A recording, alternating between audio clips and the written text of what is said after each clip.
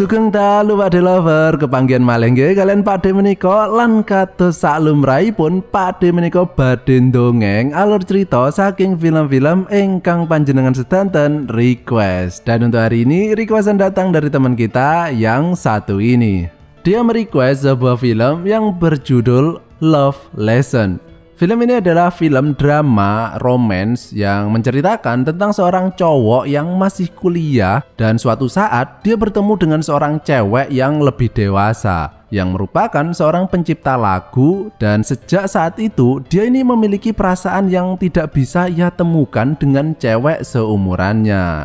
Apakah itu perasaan cinta, perasaan sayang, ataukah rasa bersalah karena durasinya cuma 19 detik? Langsung saja kita masuk ke video. Silahkan klik dulu tombol subscribe-nya, klik kalau sudah. Silahkan duduk yang manis, jajar yang rapi, siapkan sabun cair, santan instan, pensil 2B, dan Pakde puter intro nih Pakde.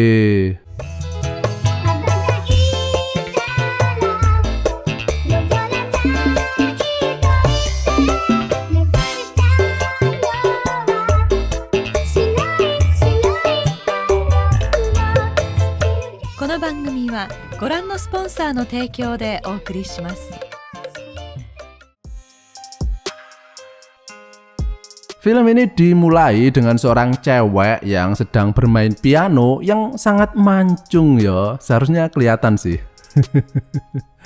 Dia ini adalah tokoh utama kita yang bernama Heso. Dia ini adalah seorang pencipta lagu yang bekerja di sebuah studio musik, dan di sini Heso dan teman-temannya yaitu J dan Chulhe mengadakan pesta untuk merayakan kontrak pembuatan lagu koplo mereka yang baru. Namun terlihat Heso ini nggak terlalu menikmati ya acara tersebut dan dia memutuskan untuk pulang saja. J yang melihatnya kemudian tidak menyia-nyiakan kesempatan tersebut. Dia menyusul Heso ke apartemennya, dan ketika sampai di elevator dia pun langsung melancarkan teknik nyosor bangau tongtong. Dan ketika sampai di lantai 1 terlihat ada yang mau masuk ke elevator. Dia ini bernama Sung Ho, tapi dia nggak jadi masuk ya karena di dalamnya terlihat Heso dan J yang sedang mengerjakan PR. Dan film ini pun dimulai. Simfoni utlak-utluk. Keesokan harinya terlihat Heso dan Chulhe yang sedang mengerjakan proyek lagu mereka. Dan di sini J ditugaskan untuk mencari penyanyi baru yang sekiranya semlohe tapi murahan gitu.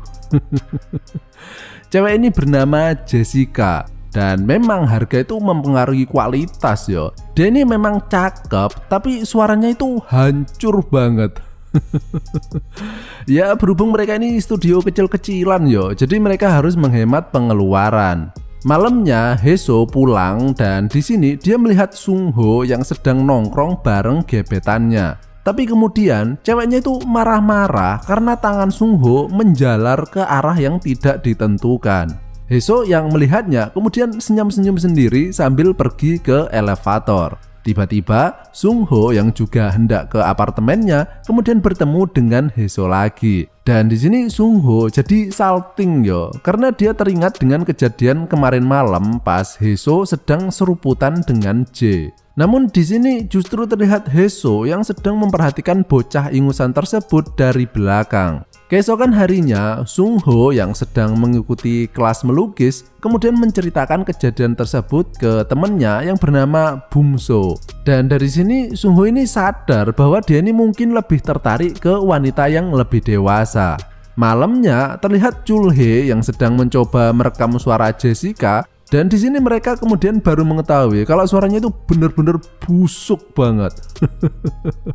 Tapi ya mau gimana lagi, wong budget mereka ini memang sedang nipis yo, jadi nggak bisa cari vokalis pengganti. Sehingga Heso ini jadi stres yo dan pergi ke warung kopi untuk mencoba menenangkan diri.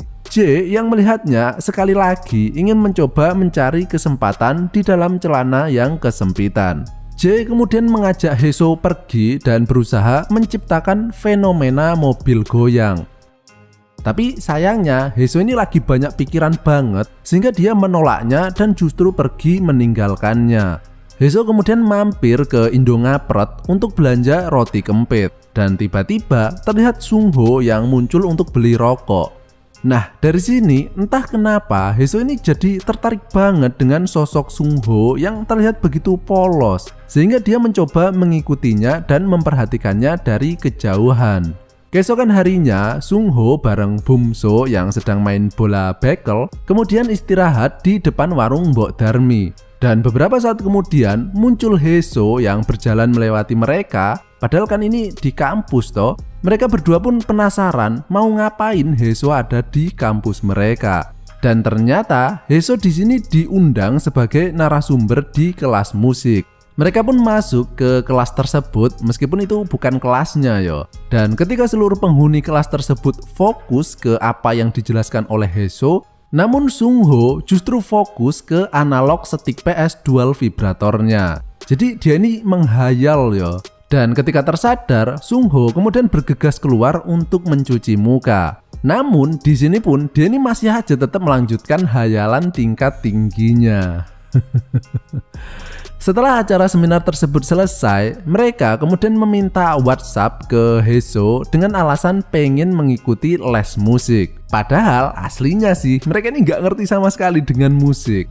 Malamnya Sung Ho mencoba menelpon Haeso. Namun karena dia ini grogi ya, kemudian dia justru menutup teleponnya ketika diangkat oleh Haeso. Merasa nggak sopan akan kelakuannya tersebut, Sung Ho kemudian berniat untuk langsung menemui Haeso saja di lantai atas. Haeso kemudian mempersilahkannya masuk dan di sini Haeso minum air tapi menumpahkannya ke dashboard depannya. Jadi kelihatan ada yang metungul gitu. Biasa, klasik film busuk ya. Haeso kemudian ganti baju, tapi kan kelihatan yo dari pantulan cerminnya itu. Jadi Haeso ini memang sengaja menggoda Sung Ho. Setelah itu, Haeso mencoba mengajari bermain piano, tapi tangan Sung Ho ini bukannya diarahkan ke not piano, melainkan ke gumpalan daging tak bertulang. Dan di sini Pak D kemudian mikir, oh mungkin ini latihan 3 jari yang dimaksud sama Mas Aden Official itu, biar dapat headshot terus yo. Bercanda loh ya, jangan dikeroyok loh Pak D. Nah setelah itu Sung Ho pulang dan Haeso mengatakan bahwa dia boleh datang ke sini kapanpun dia mau. Dan uniknya, setiap kali Haeso ini bertemu dengan Sung Ho, kemudian dia ini mendapat semacam pencerahan gitu untuk menciptakan lagu. Sementara itu, Sung Ho yang baru saja memegang Nutrijel Haeso, kemudian langsung mengamplas batangnya sambil membayangkan buah gondal-gandul.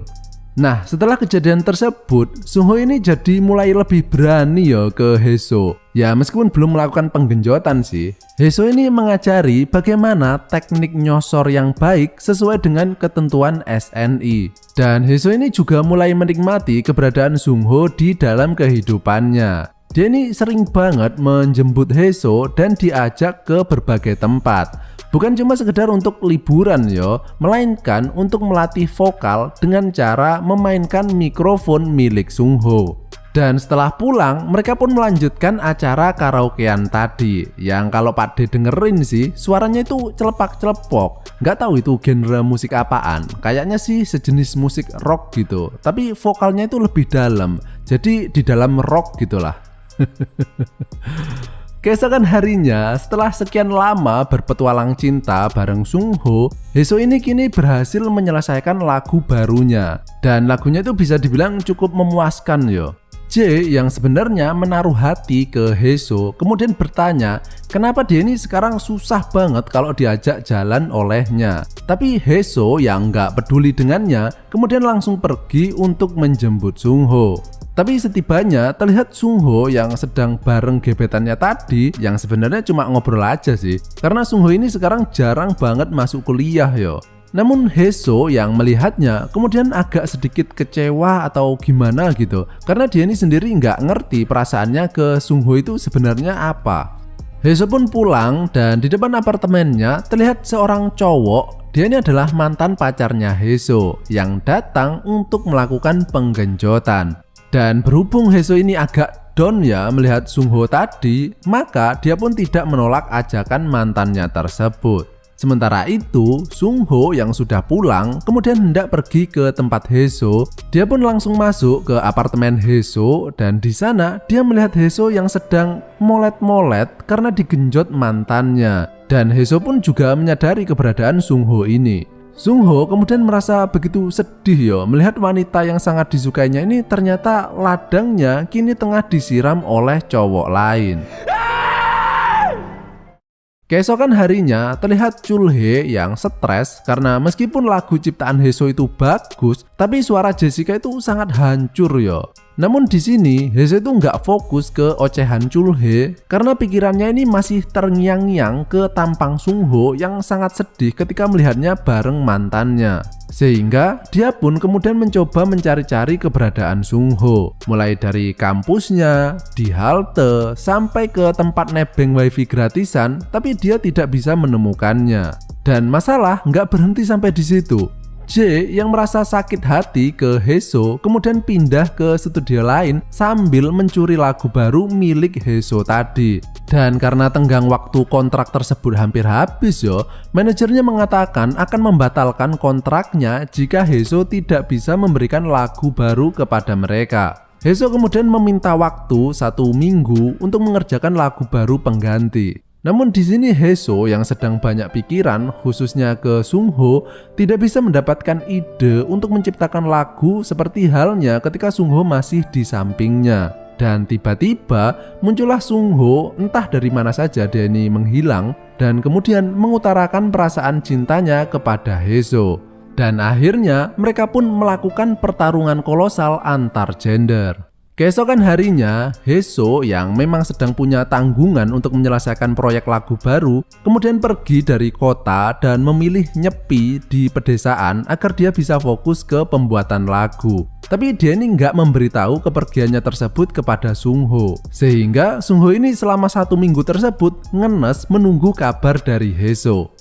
1 minggu pun berlalu dan kini Hae-so berhasil menyelesaikan lagu barunya yang berjudul Goodbye to My Romance, atau artinya Selamat Tinggal Cinta.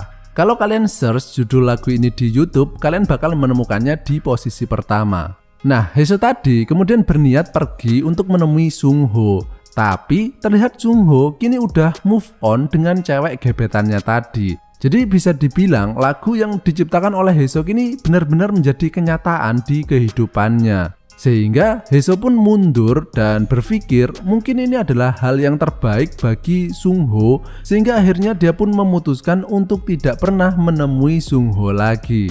Dan lagu Goodbye to My Romance tadi kini meledak di pasaran sehingga orang-orang di pasar itu pada kocar-kacir. Sementara itu, Sung Ho kini sudah bisa mulai belajar mencintai pasangan barunya ini. Dan film ini pun berakhir.